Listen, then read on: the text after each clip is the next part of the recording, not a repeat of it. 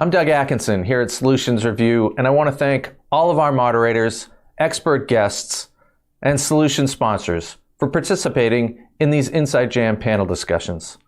This has been a big year of changes with the launch of the all-new, always-on InsideJam.com community site.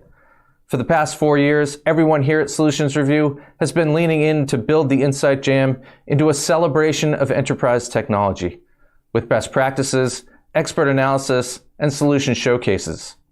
And we want all of you to join us there to keep the jam going into the new year and beyond. If you haven't joined Inside Jam, please do. And if you already have, take a moment to invite some of your colleagues. And again, thank you all for being here and enjoy today's discussion. Solutions Review presents Inside Jam, a social media community for enterprise technology. Hello and welcome back to Inside Jam Live. My name is Jonathan Paula. I'm the Director of Multimedia and Events here at Solutions Review, and I'm pleased to bring in our next group of panelists to kick off Work Tech Wednesday with a discussion on what role should AI play in industrial automation initiatives. We have a great group from around the globe joining me here today. Sam, Chris, Debbie, Edmund, and Vic. Welcome. Thank you for joining us today. Let's start with some introductions, 30 seconds or less. Tell the audience a bit about yourself, what brings you to this topic, and what most excites you about what we're going to discuss today. Sam, since you graciously agreed to moderate, we'll allow you to go first, and then we'll go clockwise from there. Amazing. Thank you so much, Jonathan, for this massive community, as well as letting me moderate this panel. I'm Sam Gupta, Principal Consultant at Elevate IQ. Elevate IQ is the independent ERP and digital transformation consulting firm. We help our clients with ERP selection, digital transformation strategy, change management. On that note, I'll go to the next one, I guess. Thank you so much, Jonathan. Hi, everyone. My name is Chris Grossman. I'm the CEO at Beekeeper. We're a frontline success system helping organizations with frontline workers to connect with their frontline to enable them to be empowered, motivated, and productive at work. Thank you very much for having me here, and on to the next one. Hi, everyone. I'm Debbie Baldwin. I work at Acumatica, and I'm the Director of Product Management for Manufacturing. I've been at Acumatica for about 4.5 years, and I'm in charge of product direction, roadmap, execution, and delivery of everything manufacturing at Acumatica. Prior to Acumatica, I worked in the software industry for about 22 years. And then before that, about 15 years in manufacturing. I'm really excited today because AI is really turning manufacturing upside down on its head. So thanks, Sam, back to you. Hey, my name is Edmund Zagrin. I'm founder and chief strategy officer at Orchestro. Orchestro is a predictive procurement orchestration platform for really supply chain purchasing and procurement teams at large enterprise manufacturers, typically those with multiple individual plant locations where purchasing is done both at the plant and the corporate level.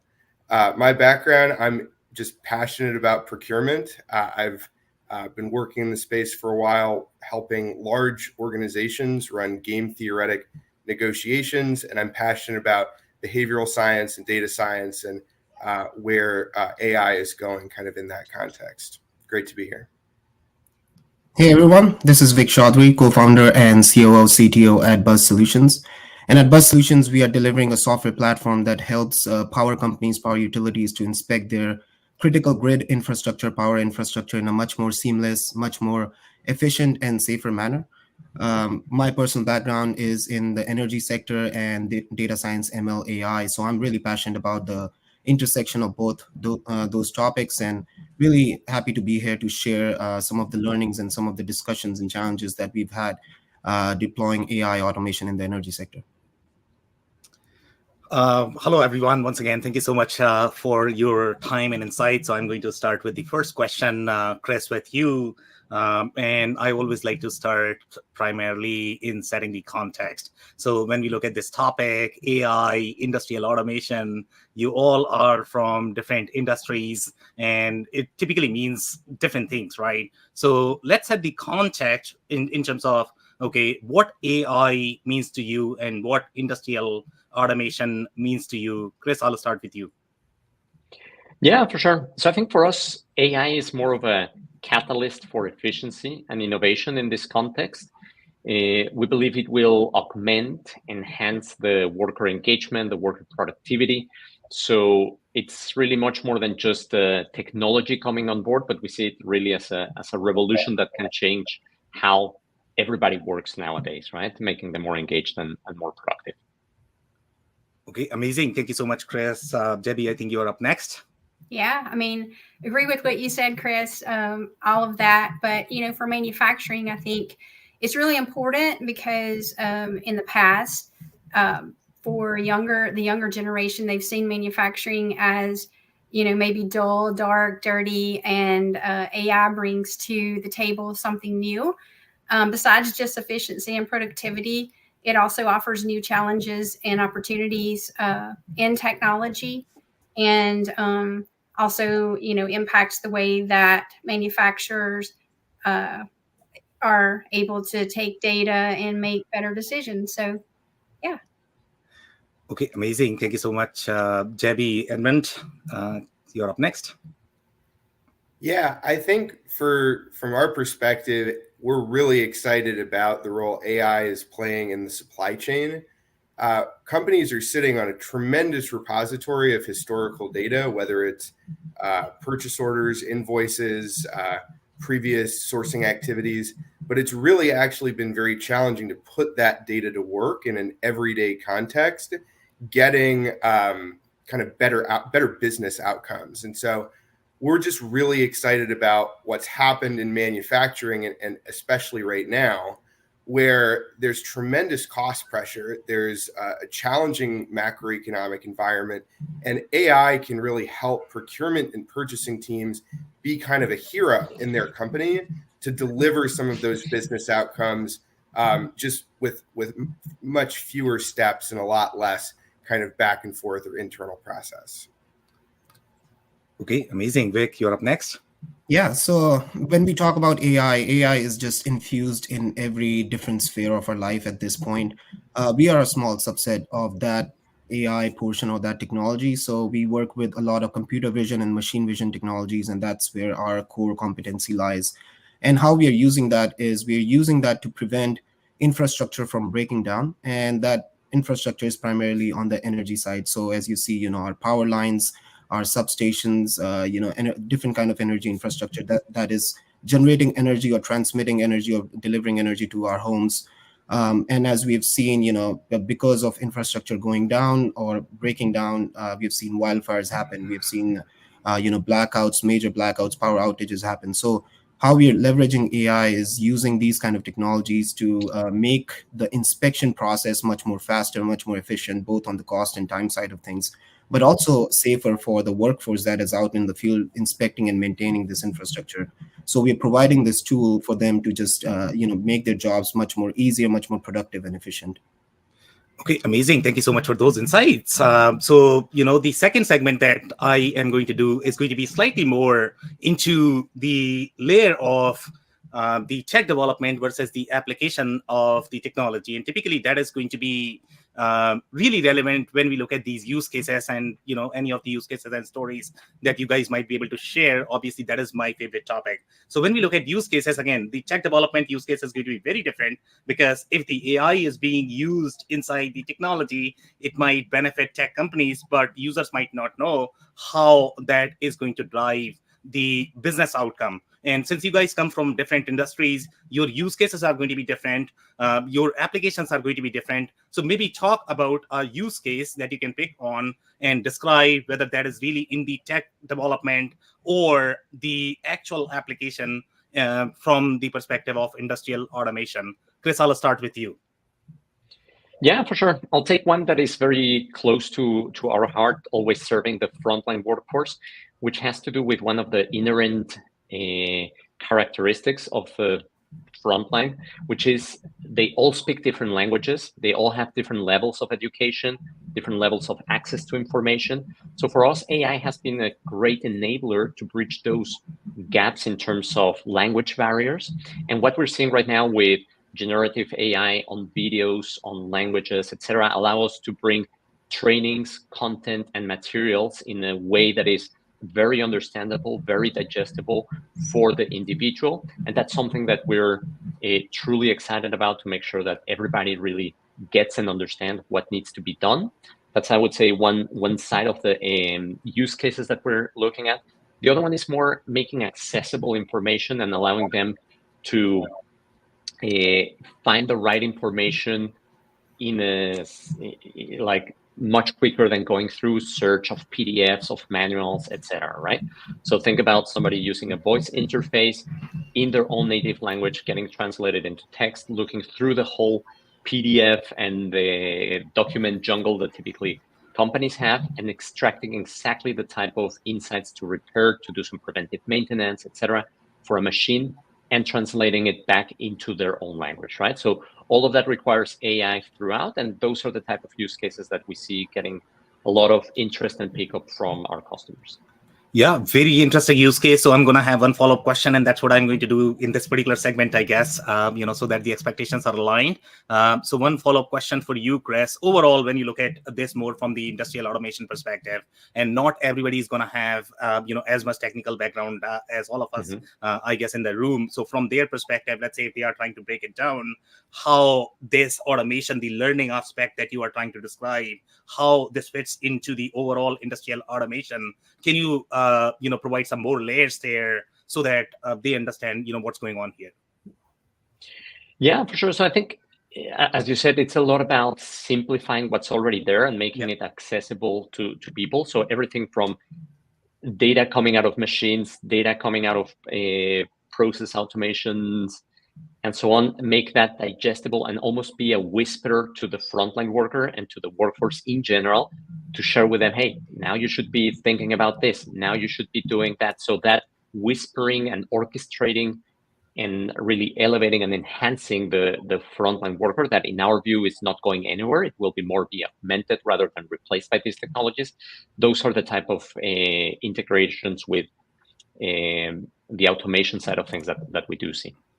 Okay, amazing insights. Thank you so much, Chris, for that. So, Debbie, I'm coming over to you. And, from your perspective, are you more excited the tech development aspect or the application aspect from the AI perspective? What are you seeing in your case and some use cases that you might be able to share? Debbie, over to you.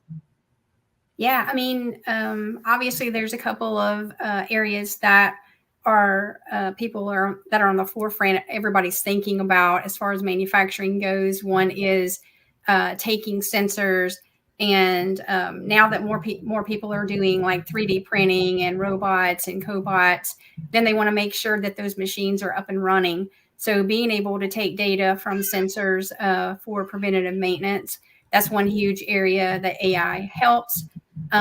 Also, to be able to improve production scheduling is another area. But the biggest change, I think, in the future for manufacturers is the using digital twins. So being able to simulate and test during the development phase long before they actually build something. That's going to be huge. Okay, very interesting. So, Debbie, just one follow-up question for you as well. So, obviously, digital twins is probably not a new term. I mean, it has been there for a while. Right. AI is probably going to make it, slightly or, massively powerful. We'll probably find out later on. But let's say from your perspective, if you see how AI is going to make the digital twin more powerful, so provide some more colors there, how that is going to happen. What capabilities are you hoping? What were there before, and now how they are going to be improved? Debbie, over to you again. I mean, I think that I've been looking at a lot of videos. We have a summit coming up, and so I've been trying to prepare for that and looking at trends, and just being able to not just use digital twins to prototype, but also simulate different things like temperature and weight and things like that to develop a better product. I think that's going to improve the quality of the product before it ever gets made. So those are the things that I'm really excited about. Okay, very cool. Thank you so much, Debbie, for that.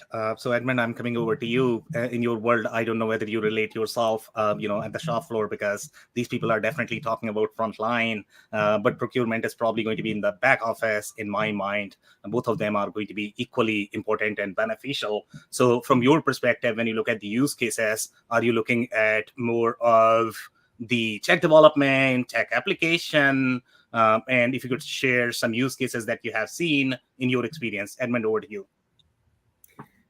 Absolutely. I think in what makes procurement, purchasing and supply chain a little bit different when it comes to AI is that you're really using AI to mediate communication with your supplier partners and to exchange data with them and to make sure that the quality of that data is consistent, accurate, complete, but also that you can use AI to actually, in some cases, eliminate or dramatically simplify steps in a process, which often is perceived by business stakeholders as taking too long or being overly administrative or tedious, rather than being truly strategic and creating value for the business. And so one use case I would point to, we're really proud of our partnership with Koch Industries. They're a large manufacturing holding company with many portfolio companies. And when we started working with them, they wanted to rethink some of the ways that they were collecting offers from suppliers. Now, if you've worked in manufacturing procurement, this process often runs in email and spreadsheets or telephone. There's meetings with suppliers that can be very involved, and oftentimes the procurements themselves are quite technical and complex. And so what we, using predictive procurement orchestration, we actually take that process and turn it on its head and enable our customers to have some idea of the offers they're going to get from suppliers before they actually communicate with those suppliers, and then instantly detect anomalies or errors in some of those offers, prompt suppliers to make improvements and create dramatic cost reductions in a fraction of the time that it would take a human to do that by sitting down, negotiating, going back and forth in spreadsheets and email. And so that's, I think, just bringing it back to the real world and also to a really tangible business case. So I'll turn it back to you, Sam. That's just one story I wanted to share. Okay, very good story. I really like it. So, Edmund, I'm going to have one follow-up question for you as well. Overall, when I look at AI, obviously the biggest power is going to be in augmenting data, in making the data accurate, right? But in your case, you shared the story about the communication collaboration. That could be a little leap overall, for people to understand how AI is going to help in the communication collaboration. So maybe elaborate a little bit more how these use cases are working with the use case of AI. Is it like a bot, or what's going on here from the communication perspective? Yeah, so I think when we're looking at an administrative process or a strategic process, as procurement often is, there are data analysis tasks that run throughout this process where you have to compare, for example, a group of different offers from different suppliers. You have to make those comparisons, not just on cost, but often on quality, delivery, lead time. These comparisons previously have been done in large pivot tables with VLOOKUPs in Excel. And this is, like, today, even with software, oftentimes just the fastest way to decision which supplier at the item level should get your business or your demand if you're working in procurement. And so I would actually say that one of the areas we see AI being really interesting is actually taking the knowable attributes of a decision and getting to that supplier selection recommendation that then, of course, the people in the procurement team can say, hey, here's kind of the relevant comparisons, and then use that as they're communicating and building relationships with their suppliers. Okay, amazing insights there. Thank you so much, Edmund, for that. So, Vic, I'm coming over to you. And, when you look at energy and manufacturing, overall, I mean, there could be similarity, but there are major differences in how these industries work. So when you look at these use cases, and even the industrial automation application could be very, very, very, very different. And there is always going to be a thin line between your tech development as well as the application. So I don't know whether you relate more with the application or the development, but any use cases that you might be able to share. Vic, over to you. Yeah, sure. So I think it's a combination of both. So there has to be a technology that can be applied to a unique business case or a problem that is the industry is facing, and specifically the kind of problem we are tackling and other organizations are tackling in this industry is around inspections and maintenance, and that's where a lot of predictive maintenance also comes in. And that's where technologies like automation, analytics, AI, IoT sensors, a lot of data collection also comes into play. And that's where a lot of utilities, power companies have now deployed a lot of sensors on this infrastructure, whether they are visual or non-visual sensors. So they're getting tons of data. But the problem still remains with them that they have to analyze this data so that they can take some action, so make some decisions on taking actions on those data-driven kind of methodologies. And because of that, time lag, they're facing a lot of problems in infrastructure breaking down. We are seeing, as I mentioned, wildfires happen due to power lines getting in contact with dry vegetation, or major blackouts happen after a major storm. So we are seeing those kind of problems, and that is what organizations or this technology, AI automation, is trying to solve, is to reduce that time lag in receiving the data and then taking action on that data. So analyzing mundane tasks. I'll give you an example. In our case is, utilities capture millions of images on their infrastructure, on their power lines, and they have to sit through and shift through all those images, and it just takes so much time. It's a mundane task, and that is being automated with AI technologies, with computer vision. So now technologies and tools are able to tell them where the problems are happening, what kind of problems are happening, so that they can go out in the field, do repair, replacement in a much more faster and safer and cheaper manner.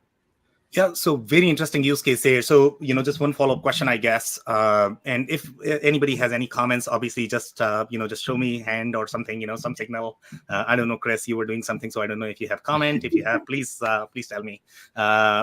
Vic, so the follow-up question I'm going to have for you is, the computer vision technology is not new, okay? It has been there, I don't know, 20 years, maybe 30 years, I don't know. But AI is most likely making it better. So maybe describe a little bit more in terms of what is becoming better, and be specific in terms of the application of the technology. What is the real benefit here with respect to the addition of AI with computer vision? Vic, over to you. Yeah, so I think that's a great question. Computer vision has been around for a long time, but in the recent times, in the last 3, 4, 5 years, we've just seen a huge jump in the algorithmic power, the compute power that has been deployed, and then the quality of data that is being captured. So cameras have become commoditized; they have become cheaper, very high resolution cameras. So because of that, the algorithms have also kept up improving. And some of the examples we are seeing is, with generative AI, now we can create newer data sets. So let's say, well, I'll give you an example. There are less, faulty components out in the field as compared to healthy components. So there's obviously a imbalance of classes than when we are training these computer vision models. But now we can simulate scenarios, with synthetic data generation or generative AI. And because of that, we can even create, as Debbie was mentioning, digital twins. So simulate scenarios based on those simulated data or synthetic data architectures. And that has helped, the accuracy levels of these algorithms become really advanced. A lot of times when we are tackling the problem out in the field where there's, we're trying to find various components. So there are multiple factors that go into play: angle at which the image has been captured, or resolution, and those kind of things. Once that goes into play, the accuracy of those models decrease. That's what we have seen in the past, but recently, just with these kind of advanced models and with using generative AI as well, we are able to kind of manage to resolve those problems and just increase the accuracy of our predictions. Okay, yeah, amazing. Vic, I saw an interesting video the other day I was watching when you were talking about power. It just kind of reminded me where they were used. There was, I think it was Norway. They have like over thousands of bridges that are over 200 years old. And so to be able to repair all those bridges would obviously cost a lot of money. And so what they did is they created digital twins of these bridges, and they placed sensors on all of these bridges. And they were looking at how when heavy trucks go over, when a lot of traffic, weather, things like that, how that impacts. And then they were able to predict when this bridge needed work. Instead of having to repair all, then they were able to divert the traffic around and repair that one bridge instead of having to do all that, thousands of bridges. And it really made me think, so how could that work in other areas, besides bridges and manufacturing or machines or things like that? So Exactly. Yeah, I mean that's happening in the energy sector as well. So you can imagine electric vehicles are coming online. That's putting a lot of stress and strain on the grid itself when it was not built to sustain this kind of flow. So we are simulating with digital twin scenarios where we can add loads and see how that impacts the grid. And so yeah, exactly. To your point, Debbie. Okay, And Edmund, you have a comment? Yeah. I think that's a really good illustration actually of something that's happening in AI across industrial automation, which is this idea that a simulation or a predictive model can give you a good idea of what's going to happen much earlier. Mm-hmm. And then it can change the process fundamentally. And there's huge value creation opportunities.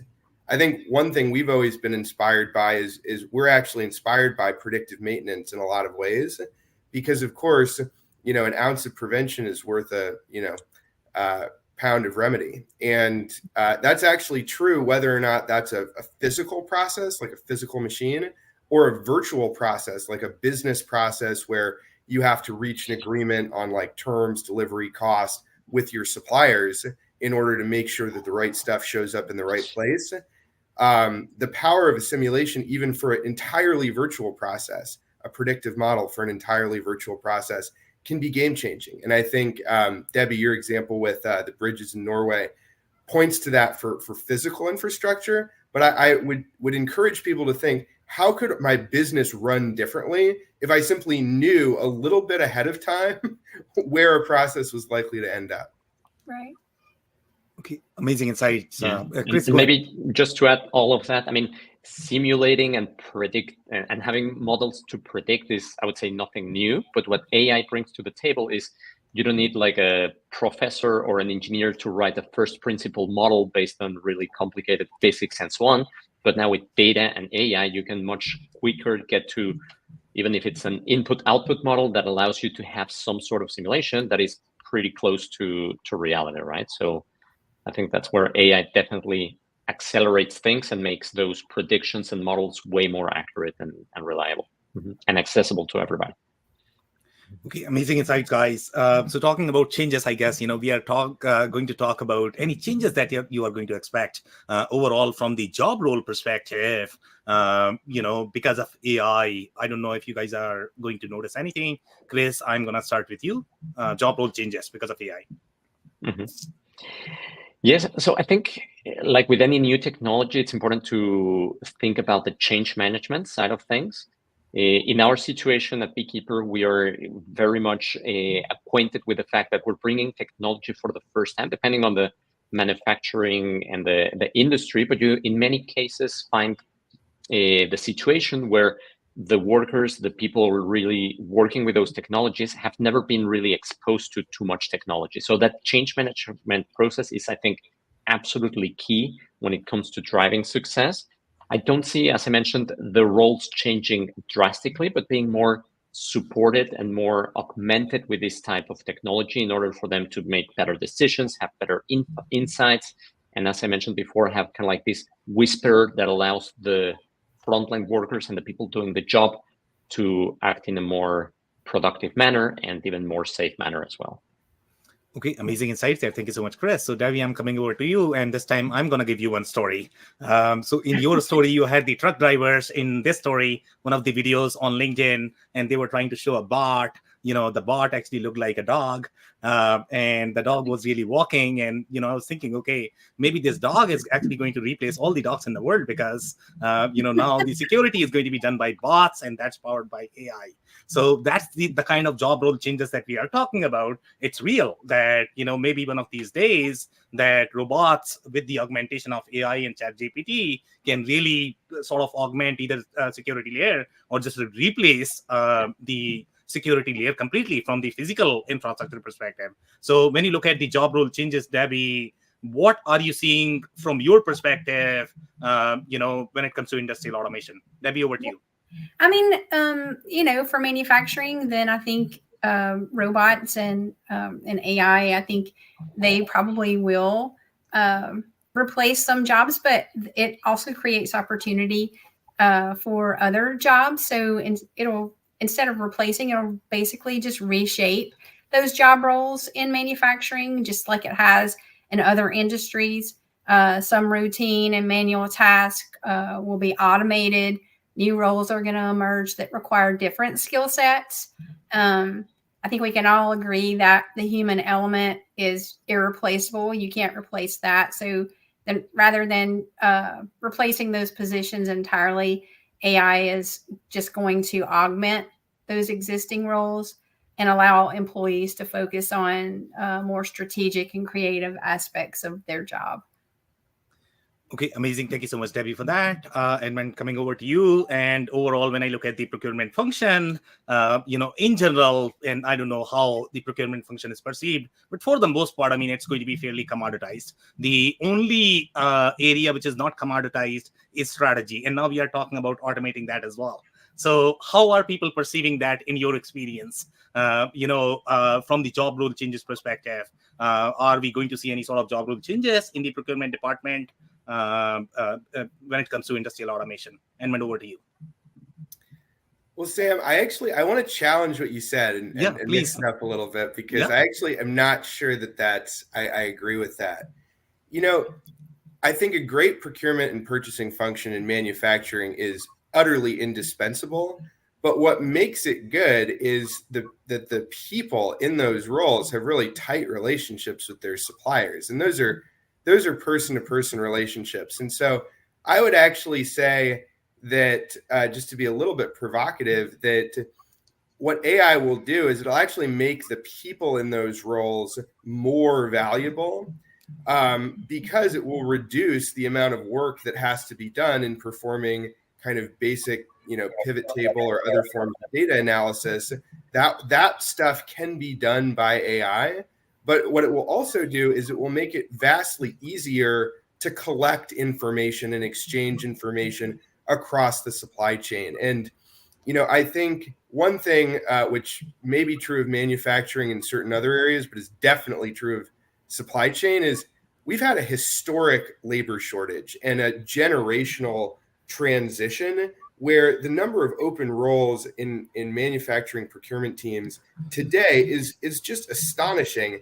And so people are already doing more than their job, and they're looking for AI to get leverage and get incremental benefit and get, honestly, just hours out of their day back to do the work that really creates tangible business impact. And so I think that, different industries will experience it differently, but I don't think that AI is going to replace the work of great procurement professionals. Okay, could not agree more. Thank you so much for those insights. Vic, I'm coming over to you. In your experience, are you going to experience any sort of job role changes, or what is your experience? Over to you, Vic. Yeah, I mean, we're seeing that in the energy sector as well. There is, as Edmund was saying, there is a shortage of labor over there as well. So we do need technologies and tools that can kind of help the existing workforce achieve their goals and objectives and business use cases in a much more efficient and faster manner. But what I think is AI is to 21st century what electricity was to 20th century. It created a bunch of newer jobs, innovative jobs, also transformed the existing ones. And that's what's happening. And you cannot take out the human element. We still need that subject matter expertise. You can imagine these linemen, field technicians, have decades of experience and subject matter expert. They're subject matter experts in their field, inspecting and maintaining the infrastructure. What we are doing is we're providing them a tool to just do it in a much more productive manner, or much more faster manner and safer manner. I'll give you an example. So a lot of linemen have to climb these, highly energized poles and interact with highly energized voltage power line wires. So now we are seeing utilities now fly drones. So a lot of linemen are training to become drone pilots, and they're just, they're using drones to inspect that. They don't have to climb these towers and risk their lives to do that. And they're really passionate about it as well. It's something that, a lot of linemen are signing up to get their drone licenses, and then fly these out in the field. But then they also are looking at, tools like analytics tools that can help them not sit in front of a computer for 8 hours a day for, a few weeks. They can be out in the field doing maintenance, which they really like. So they can come in and provide their subject matter expert feedback on what the AI is analyzing and providing results for. So we are seeing those kind of trends in the energy sector as well, but there is always going to be that human element, that subject matter expert feedback loop back into the systems. Okay, amazing insights, guys. So we are going to do one short segment, and you guys are going to be in the future, 2050 time machine scenario. Okay, you are predicting the trends, how your life is going to be in 2050. Any sort of predictions that you have as far as industrial automation goes? Chris, I'll start with you. Ooh, good one. So I think humans are still going to be around. They are irreplaceable, as we mentioned, but there are going to be new opportunities for everybody to have other types of jobs. Probably productivity will have climbed for the whole humankind thanks to AI and other types of technology. So probably the work that used to be done by several people that were repetitive have been enhanced, and in some cases also replaced by a much higher type of productivity that is enabled by AI, I think. Okay, amazing insight there. Thank you so much, Chris, for that. So Debbie, over to you. Predictions from your perspective. Well, I think that the first thing for manufacturers is we have to convince them that AI is good, right? So we'll have to do a lot of education for manufacturers, and they're usually, when somebody sees success, then they will follow along, but it takes them a little bit longer. But I think that with AI, it increases the need for comprehensive business connectivity, smarter, more adaptive systems that will talk together and enhance efficiency, safety, and overall productivity, like intelligent ERP systems.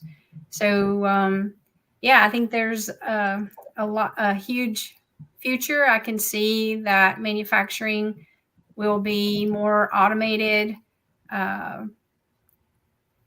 in the future. So, I'm excited. I'm interested to see where it goes. Okay, amazing. I'm excited as well. Edmund, I'll come over to you for your predictions, please. So I got one, I'll call it optimistic, and one maybe pessimistic or realistic. So on the optimistic, I really think that we're seeing a renaissance in American manufacturing that, I haven't seen in my lifetime. And whether it's the investment in semiconductor reshoring and the CHIPS Act, or just the growth of EVs and really new categories of manufacturing that hadn't existed before.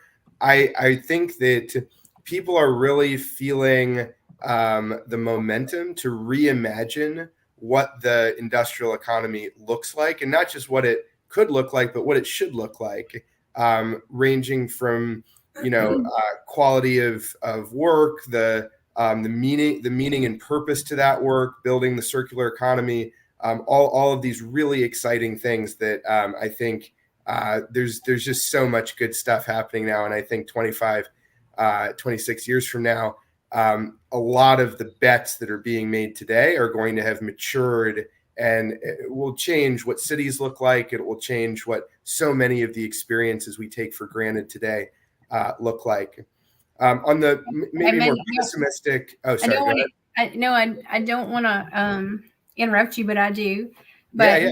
I love what you're saying because I think that if we were to think back 10 years ago for manufacturing, and you ask manufacturers who's going to be using cloud in 10 years, then a lot of people would have said no.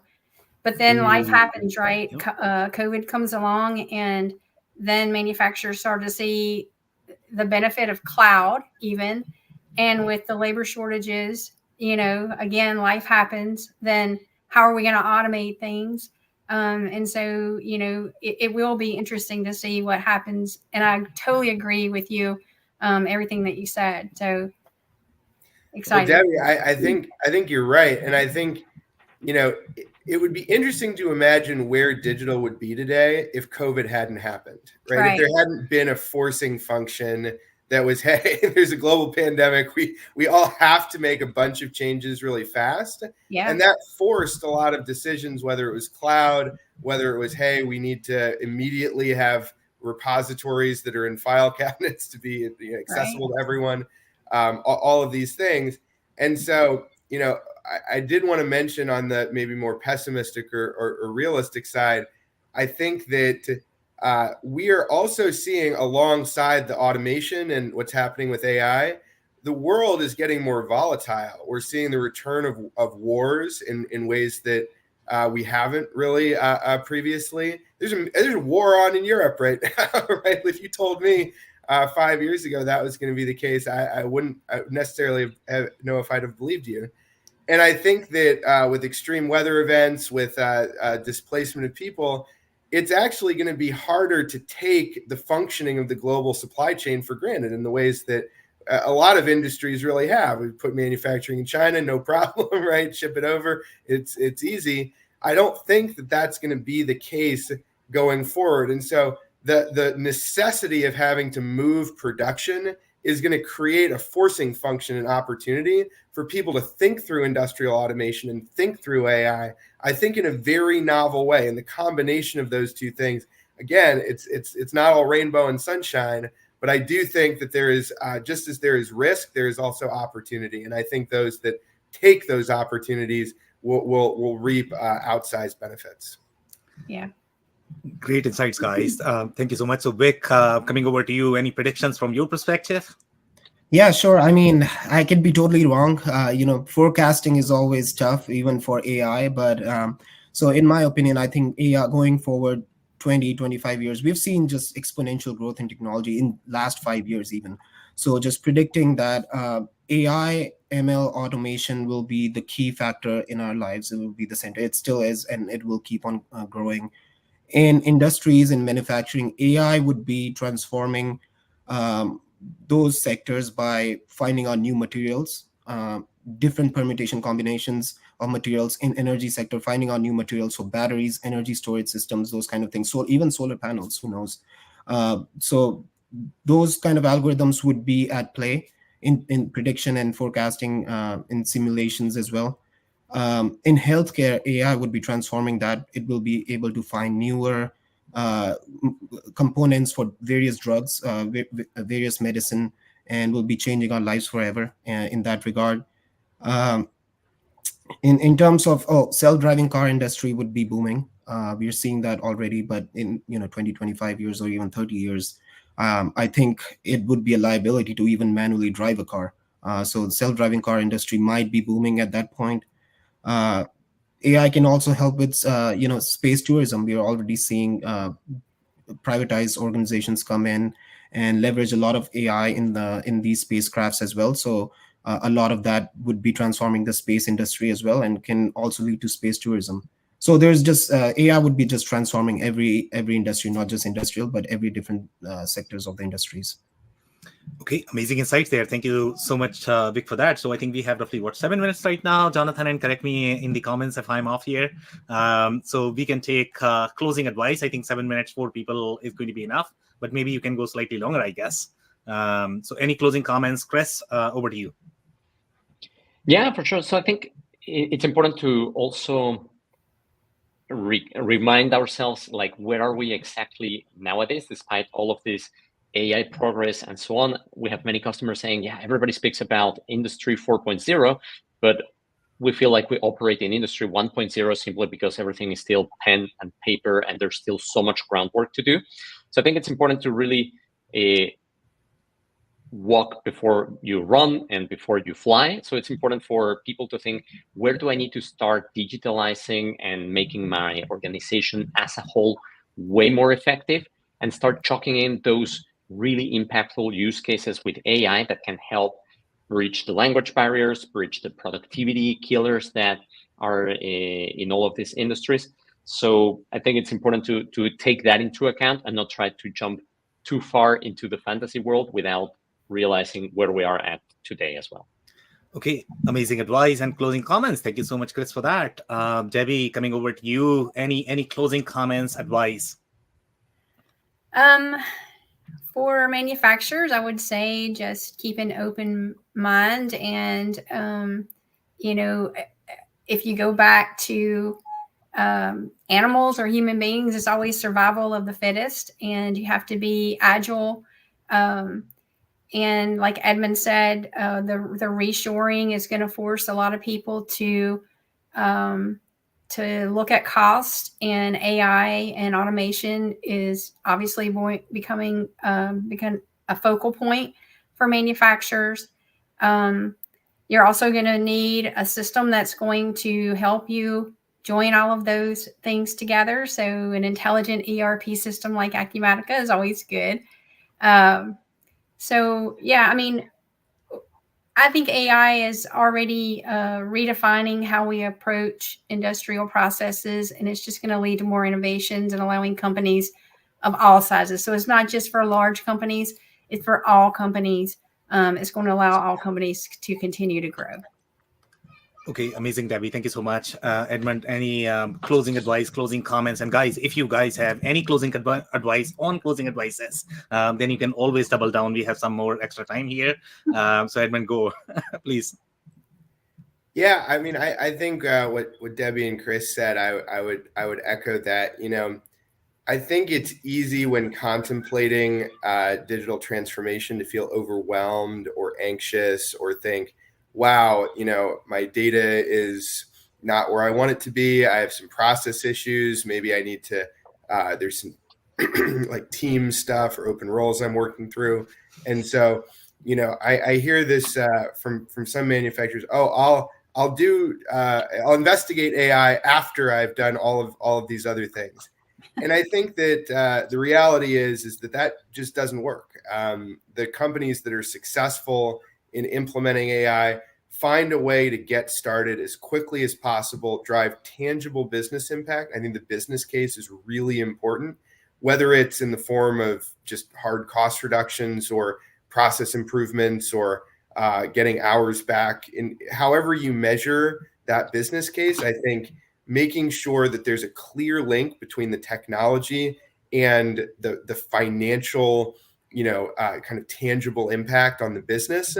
I think that's a really critical element, not only of the technology being successful, but the change management and the buy-in from the internal stakeholders.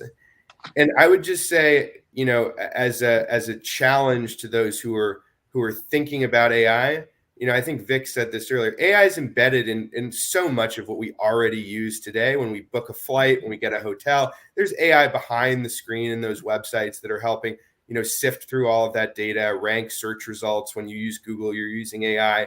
And so it's not like AI is this foreign thing that's out there, kind of separate from us. It's in a lot of the stuff that we use. I think the question that Insight Jam is asking and that we're all excited about is when's some of that going to come to manufacturing and create some of the convenient, delightful experiences that we find, on our iPhone or other parts of our lives. Okay, great insights. Thank you so much, Edmund, for that. Vic, over to you. Any closing comments, closing advice? Yeah, I agree and echo all the three comments before. Obviously, yes, for AI, crawl, walk, and run approach is really important.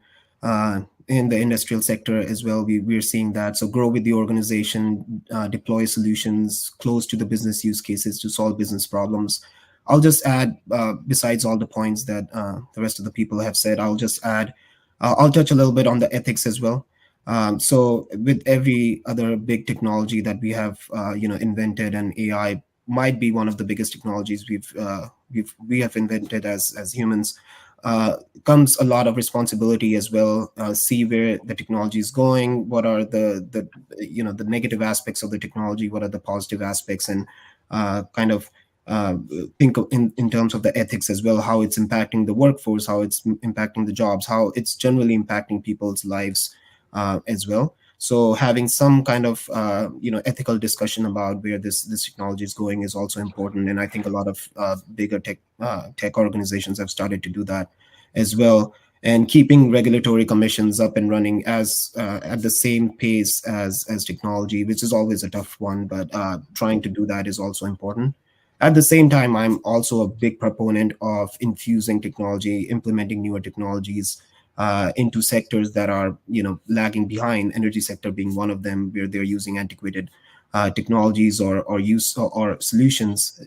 Infusing a cutting edge technology that we are seeing in the tech sector is really important to kind of transform those sectors and just make them more efficient and productive. Okay, amazing insights there. Thank you so much, Vic, for that. So now I'm going to share my insights in terms of what I learned. And one of the things that I really enjoy doing these panels is to learn from experts like you. So thank you so much for your time and insights. For me personally, when I look at AI as well as the predictions, obviously there are going to be massive changes in how we work, how the industrial automation is going to be. So those changes are going to be exciting as well as frightening. And obviously, we need to make sure that we are doing the responsible development of AI. But overall, from the excitement perspective, it's going to be all across the board, whether we talk about frontline workers, whether we talk about manufacturing, shop floor to the top floor, procurement organization. AI is going to be everywhere. It's going to be so intelligent that it's going to change all of our workflows, but that is not going to replace anybody. It's only going to make us smarter, more efficient. So on that note, Jonathan, I'm going to hand over to you for the final segment. Excellent. Thank you very much, one and all. That was an awesome panel. Really appreciated all of your expertise and certainly getting a chance to listen to it and kind of listen in on the conversation here. Before we end the show, though, I want to invite each of you to provide some self-promotion, whether you want to plug your LinkedIn profile, a blog, a podcast, or your company solution. 30 seconds or so. We will end with Sam, so we'll go in reverse order. Vic, take it away.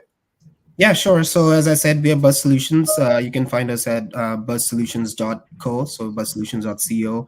I'm Vikya Chaudhary as on LinkedIn. So feel free to reach out if you think you want to learn more about the energy sector and how AI and machine learning and automation is transforming the energy sector. Happy to always talk about it. Feel free to reach out to me on LinkedIn and we can have a conversation as well. Excellent. Thank you. Edmund. Yeah, thanks for having me. If you work in manufacturing, if you have a procurement or purchasing team and you're curious about how predictive procurement orchestration could help your team run faster, touch more spend in less time, and just decision supplier selection using data in a holistic way, check us out. We're on the internet, arkestro.com. That's arkestro.com.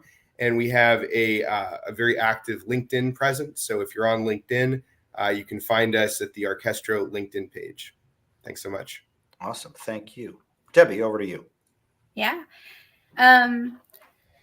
So, Acumatica is an ERP system. So if you're in the market for a new ERP system, more modern cloud ERP system, then you should go to acumatica.com. You can find all kinds of information there. There's demos, there's data sheets, there's testimonials, and always love to talk about manufacturing and learn about manufacturing from you. So I'm on LinkedIn as well. So I'd love to hear from you. Thank you very much. Chris. Yeah, thank you. So same from our side. If you're a manufacturer, you have a lot of frontline workers. The vast majority of your employees are in that situation and you're struggling with high fluctuation rates, people leaving, not being able to fill those roles, definitely come up to us. It's all about connecting them to the right tools and enabling them to be more engaged and more productive at work. That's certainly some places where we can help. You can find us on our website, beekeeper.io, same as on our LinkedIn page at Beekeeper. Thank you. Awesome. Appreciate it. And last but not least, our moderator. Thank you so much, Jonathan. And before I provide any sort of plug from my side, want to massive shout out for the Inside Gem community as well as Solution Risk Review. And if you guys are not checking these videos, this is one of the platforms that created for the collective intelligence that you are not going to find anywhere. So please tune into these videos. And this is where you are going to find real insights. Now, Sam Gupta, WBS Rocks, Elevate IQ, you cannot miss. Just Google. First link, you are going to find us right there. As part of our commitment to the community, we also release our annual report. In that, we predict a lot of similar trends. So if you have not checked that, you might want to check that out. It's called 2024 Digital Transformation Annual Report that you can find on our website, elevatiq.com, ELEVATIQ.com. Thank you so much, Jonathan, once again. And thank you, Sam, for that glowing endorsement of everything we're doing over here at Solutions Review and our new community site, insightjam.com. We just launched it formally in the last couple of months, and we're really excited about all the experts we're bringing to that space, all of the insight we're imparting, and of course, the 18 live panel events we're hosting all this December is a big part of that. So Sam, Chris, Debbie, Edmund, Vic, thank you very much for being part of today's discussion, and thank you for watching. If you came in late in any portion and missed part of the show and you want to go back and rewatch it, the replay will be available at any time on our LinkedIn and YouTube channels, which is also where you should stay tuned, because in just a couple minutes, we're launching our next WorkTech panel, Improving Experiences with AI-Powered Customer Engagement. You don't want to miss it. Stay tuned to that. But until then, thank you again to our group of panelists here. Hope you have a great afternoon. Thank you. Thank you. Thank you all.